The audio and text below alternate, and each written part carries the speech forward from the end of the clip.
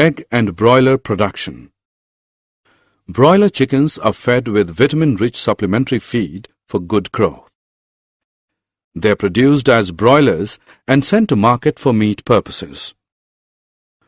For good production of poultry birds, good management practices include maintenance of temperature and hygienic conditions in housing and poultry feed, as well as prevention and control of diseases and pests.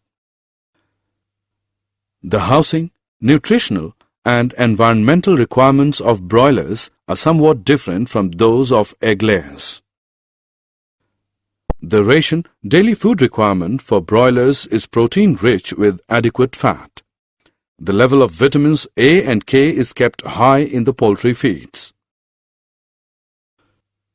Poultry fowl suffer from a number of diseases caused by virus, bacteria, fungi, parasites, as well as due to nutritional deficiency. There is need of proper cleaning, sanitation, and spraying of disinfectants at regular intervals.